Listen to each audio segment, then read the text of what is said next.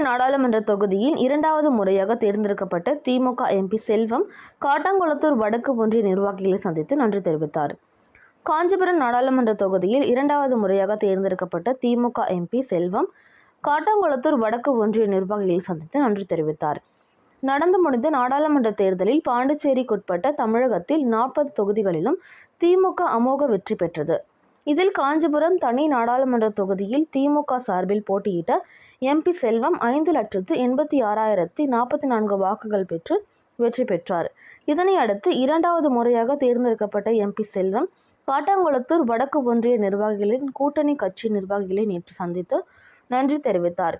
மன்னிவாக்கத்தில் நடைபெற்ற நிகழ்ச்சிக்கு காட்டாங்குளத்தூர் வடக்கு ஒன்றிய பொறுப்பாளர் எம்.டி. லோகநாதன், ஒன்றிய அவைத் தலைவர் ரங்கநாதன் ஆகியோர் தலைமை தாங்கினர்.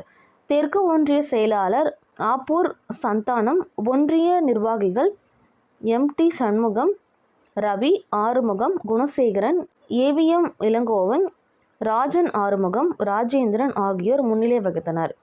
இந்த பகுதியில் நடைபெற்ற நிகழ்ச்சியில் சிறப்பு அழைப்பாளர்களாக காஞ்சிபுரம் நாடாளுமன்ற உறுப்பினர் செல்வம், செங்கல்பட்டு தொகுதி எம்.எல்.ஏ. வரலட்சுமி மதுசூதனன், காட்டாங்குளத்தூர் ஒன்றிய குழு பெருந்தலைவர் உதயா கருணாகரன் ஆகியோர் கலந்து கொண்டு திமுக, காங்கிரஸ், விடுதலை சிறுத்தைகள், மதிமுக, கம்யூனிஸ்ட் கட்சி, மனிதநேய மக்கள் கட்சி, இந்திய யூனியன் முஸ்லீம் லீக் உள்ளிட்ட கூட்டணி கட்சிகளை சேர்ந்த நிர்வாகிகள், திமுக ஒன்றிய நிர்வாகிகள், வார்டு கவுன்சிலர்கள் மற்றும் வார்டு செயலாளர்கள் ஆகியோரை சந்தித்து ஷால்வை அணிவித்து நன்றி தெரிவித்தனர்.